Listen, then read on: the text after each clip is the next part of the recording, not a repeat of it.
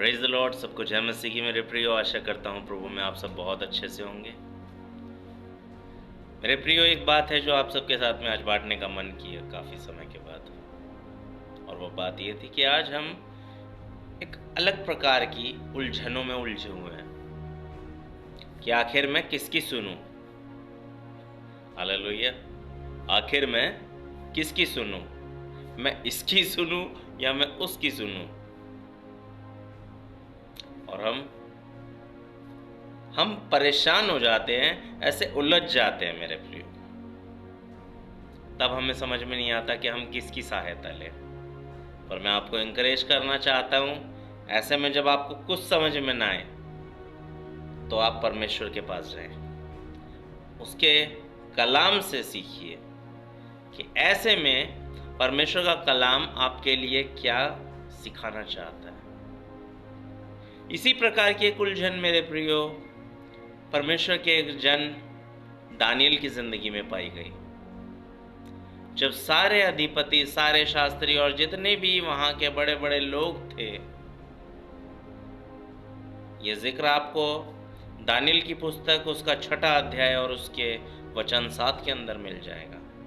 वहां पे जितने भी ऊंचे ऊंचे पद के लोग थे, उन्होंने राजा के साथ सहमति की, सबने सम्मति की, और आपस में सम्मति के बाद राजा ने एक आज्ञा निकाली कि राजा तुझे छोड़ यहाँ पर रहने वाला कोई भी व्यक्ति किसी भी मनुष्य या किसी और ईश्वर की आराधना या विनती ना करे, अन्यथा अगर करे तो वो शेरों की मांद में डाल दिया जाए। शेरों की मांद में। मेरे प्रियो, ये भी एक जिद्दोजहद, एक उलझन से भरा हुआ सवाल है। वहां पर दानियल की जिंदगी में ये वाक्य हुआ, और उसकी जिंदगी में जब ये वाक्य हुआ तो उसके सामने एक तरफ मौत थी और दूसरी तरफ परमेश्वर। मेरे प्रियो, उसने परमेश्वर की तरफ पहले जाना उचित समझा। वो परमेश्वर के पास गया। राजा ने आज्ञा निकाली कि 30 दिन तक कोई भी यहां पर किसी भी प्रकार से प्रार्थना विनती नहीं करेगा, अन्यथा अगर करता हुआ पाया जाता है तो वो शेरों की मांद में डाल दिया जाए। मेरे प्रियो, दानियल जो कि दर्शन देखने में बहुत ही गुणी ज्ञानी था, मेरे प्रियो, उसने ऐसे समय में परमेश्वर से प्रार्थना करना नहीं छोड़ा। हालेलुया। उसने ऐसे समय में, जबकि उसके सामने मौत तक रखी है, ऐसे समय में भी उसने परमेश्वर से प्रार्थना करना नहीं छोड़ा। वो प्रार्थना करता रहा। मेरे प्रियो, आज हमारी जिंदगियों में भी ये दौर आते हैं कि हम क्या करें।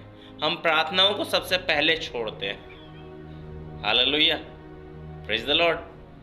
हम सबसे पहले प्रार्थना करना छोड़ते हैं, जबकि सबसे पहला काम हमें यही करना चाहिए कि हमें प्रार्थना करना चाहिए, और हम इसी काम को छोड़ देते हैं। दानियल की जान पे बनाई थी मेरे प्रियो, और पर उसने प्रार्थना करना नहीं छोड़ा। आज हम सबसे पहला काम जो छोड़ते हैं वो यही छोड़ते हैं।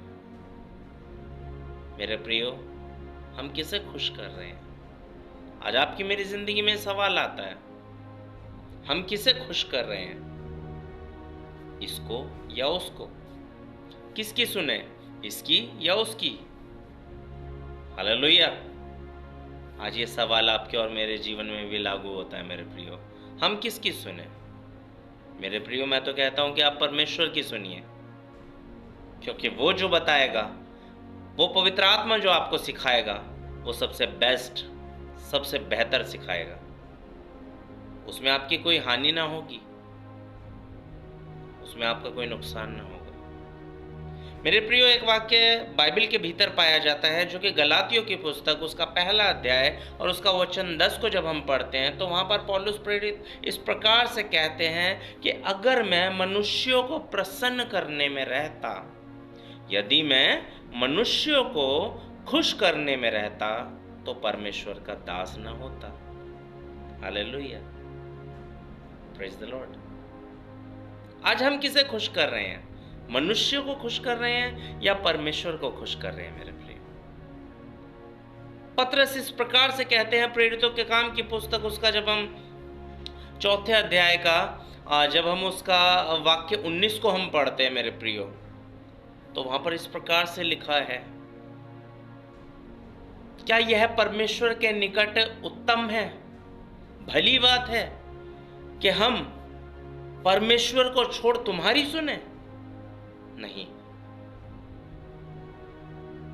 ये उत्तम नहीं है। उत्तम है कि हम मनुष्यों की ना सुन करके परमेश्वर की सुने। Praise the Lord. दानियल ने राजा की नहीं सुनी। दानियल ने राजा की नहीं सुनी। होगा राजा, अपने घर का राजा होगा। हालेलुया। राजाओं का राजा तो वो है।